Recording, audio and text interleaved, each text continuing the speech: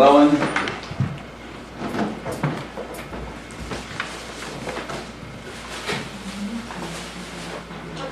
I guess I'll begin with the status as I know it of the floodplain ordinance. Okay.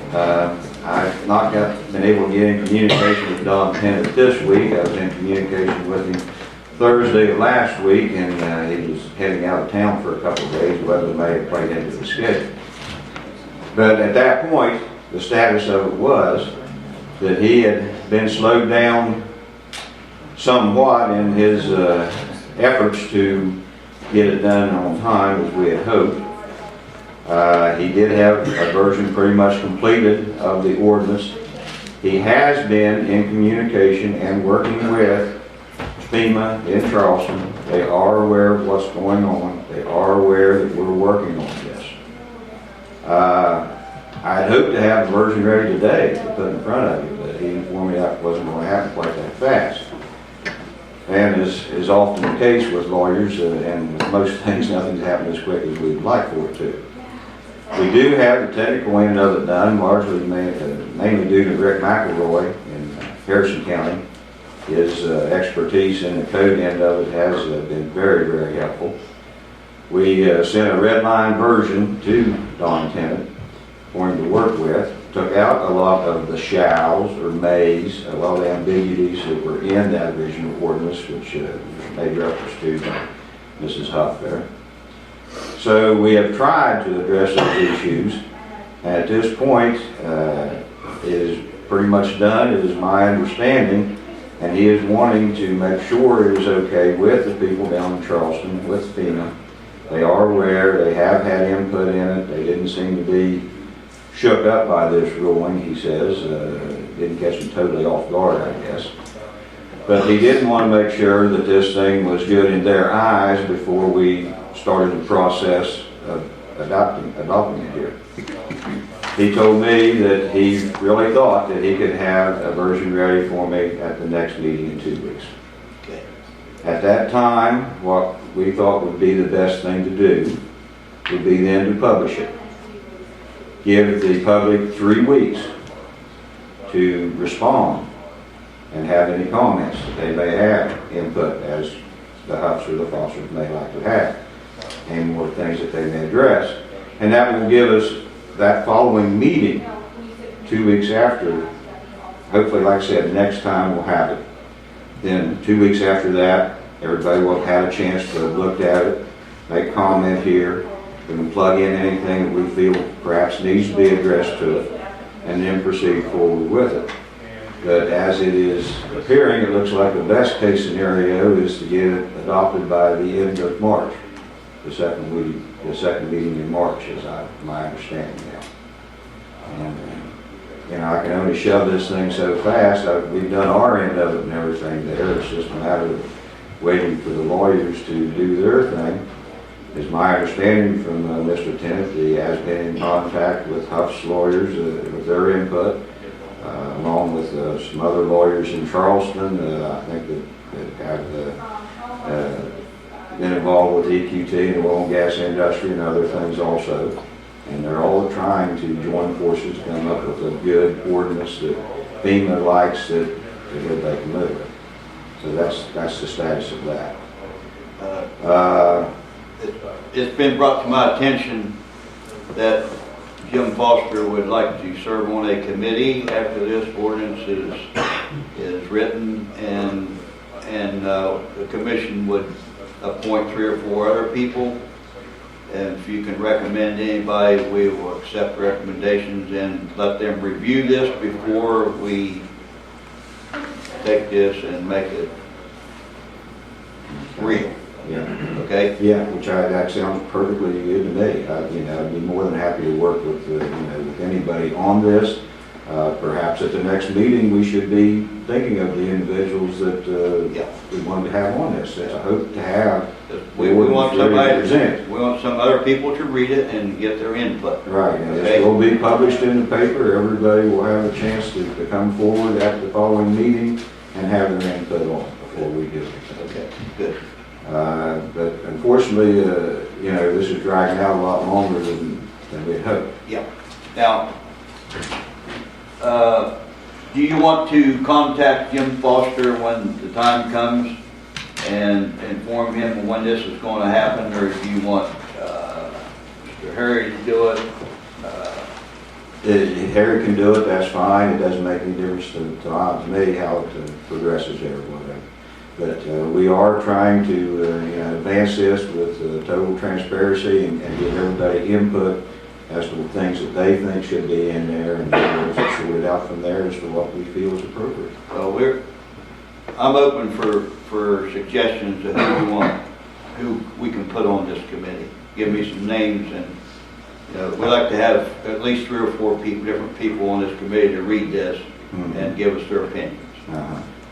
But obviously, Mr. Foster or the Huffs have been involved in this they might know more about it than most. Well, so that would be definitely one of those would be helpful in there. I would think that somebody, perhaps representing the oil and gas industry, ought to be on that thing. Mr. Foster's on soil conservation. Right. And he definitely needs to look at this. Right, and the Montai thing and all that, he's been very active in all this stuff. And it seems to have, so I definitely would think there. And then, like I said, I think surely somebody should be able to represent industry's end on this also.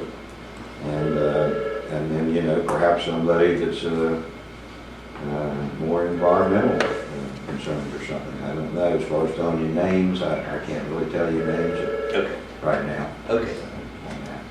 You can certainly think of the concept of having a committee and having some more input on that along with public comment is great, as long as we don't slow the process down too much in doing that. But we really do need to get something here in place.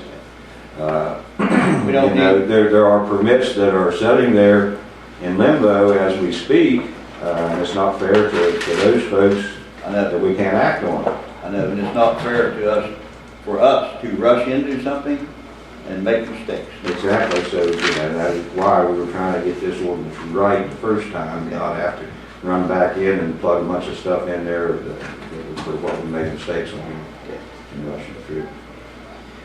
Tammy? OES Director for your committee, and how long of a document will this be to have to be placed in the paper?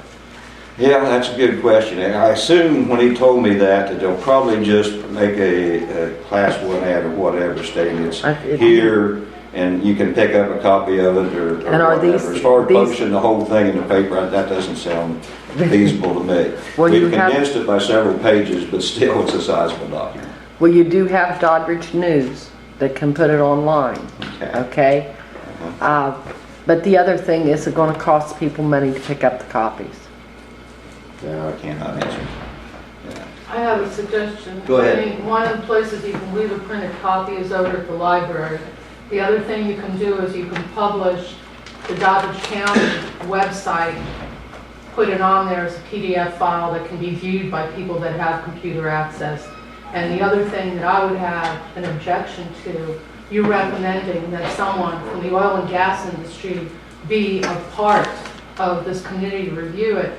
That's fine, but if there's any weight that's going to be placed, I don't feel, a lot of the issues we have been caused by the oil and gas industry. To give them power over a document that is going to affect county residents, to me, just seems unfair, especially considering the fact that the amount of permits prior to the court case with the Huffs that were applied for floodplain permits on the industry level was 1.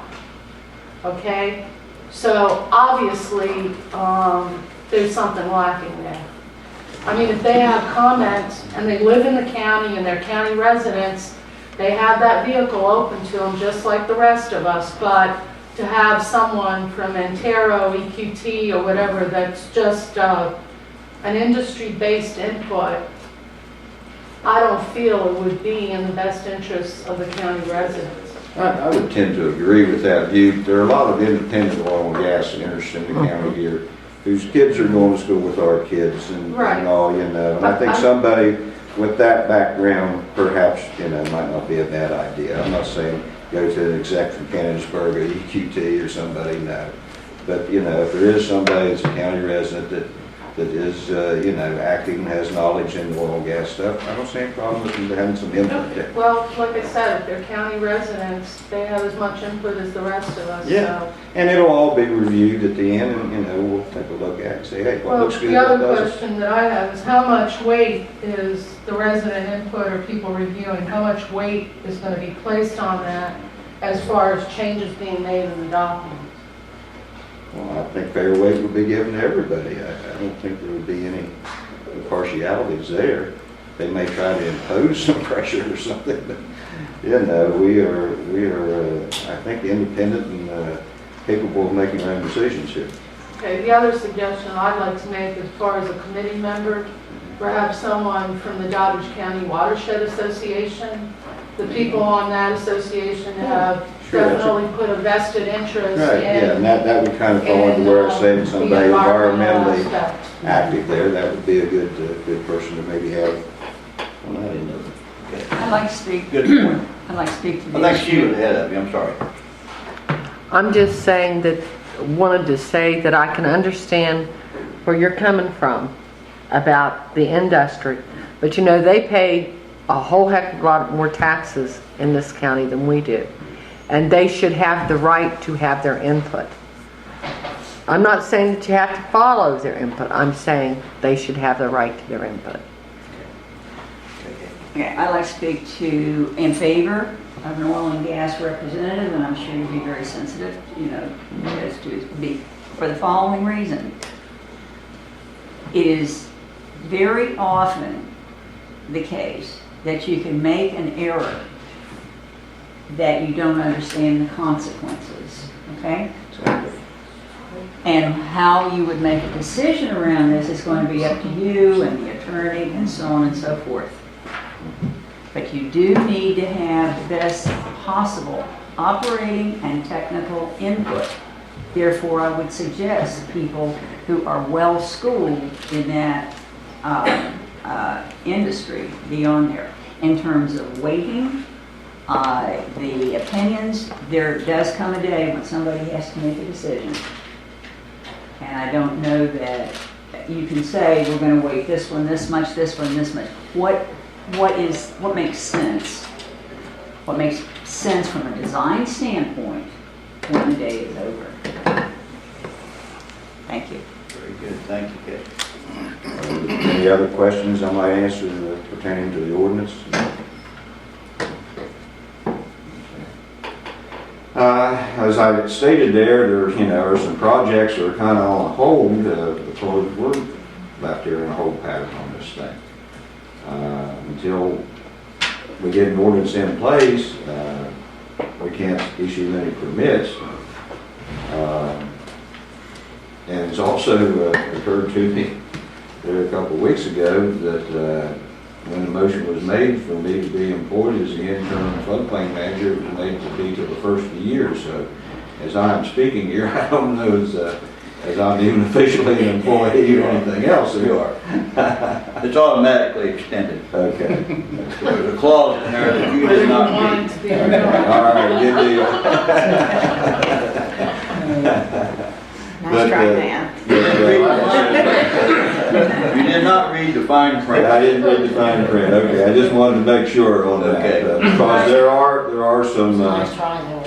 there are some applications which obviously do not fall within the floodplain, and building permits need to be issued, and I wanted to make sure and clear that I did have the authority to issue those building permits that do not fall within the floodplain. I think you do. What do you think, Sheriff? That's really Great, yes. great. And, one thing that is in that ordinance, and it might play into effect on county roads as this drags along, is there is a clause in there that if there is no action taken within 90 days, there is a permit automatically issued in that ordinance. So, In the new ordinance? in the old ordinance, The old. it is, the one that was adopted, yes, and all that, yeah, so. But if it's not in effect or if it's not legal, Yeah, exactly, but that may be something that somebody, one of these outfits will say, oh, wait a minute, here, spend 90 Do you days. have any applications for floodplain right now? Yes, yes, I do. I have 3 that are pending right now. Okay. Do you have any other out of the floodplain? Yes, I do. I have 1. And you can sign it? Well, I was wanting to make sure that I was good to sign that one that's out. Okay, all right. Okay. Maybe, maybe we should ask Harry if he feels that it's legal for him to issue is that? Well, this is the first time I've heard about it. I mean, you could possibly entertain a motion and a second vote to extend this contract through the new year. No, I'm sorry. No, as far as issuing a building permit that's not in the floodplain. Well, as I understand it, you all put a stop just to permits in the Okay. floodplain. So it Okay. seems like he has the authority to get it Okay, right. very good. If that were to change, I will. Thank you. Okay, thank you. So I will go ahead and process the permit that I have that does not fall within the floodplain. The other issue is JB has well over on Route 23 that we put a stop work order on during December while all this was evolving with the courts. And that is kind of holding there in limbo as we speak also. They have filed an appeal, and I have sent a copy of the appeal to Don Tennant and was waiting, hoping to get some input before this meeting as to how we will proceed with that appeal. But JB has filed an appeal to the stop work order, which we put on there. And my understanding that, of course, they want to go forward there. They have, I believe, from my discussion with them, already engaged their horizontal rigs to come in here later on. So I don't know what issues may still arise from that. But at this point, they have filed an appeal. Did you know that, Greg? Did you know that before, that they filed an appeal? We got some printout here. Oh, okay. Did you know, Shirley? That's in some of that paper. I think we do need to probably go back. I didn't mean to cut you short when you were making the comment about entertaining a motion to continue his employment. Maybe we should. I see no harm in it, Okay. given the authority, just to be safe, so. Well, I'll entertain a motion then to continue his employment. And I'll make that motion. All in favor? Aye. Aye. All opposed? Nay. Ayes have it. You're still employed, sir. I want to make sure. that still on? Really, That's not, this is down as a report. What? This is down as a report. You can't take any action. Needs to go on next agenda. Would you consider working until our next meeting? yeah, I will. Thank you. I will consider working until we get this daggone ordinance in place here. I'd hope that would be in place here in February. Now it's looking like that's going to be March. I'm assuming it's going to be this year anyway. Thank you, Dan. Are there any other questions from anyone? Pardon? Yeah. Okay, thank you. Clerk, will you please put him on the agenda for our next meeting? We don't forget him. Thank you. It's after 10, sorry. We have to go into our Board of Review and Equalization session at 10 o'clock, and we're late. Sorry, okay? Everybody can stay if you wish. Assessor here.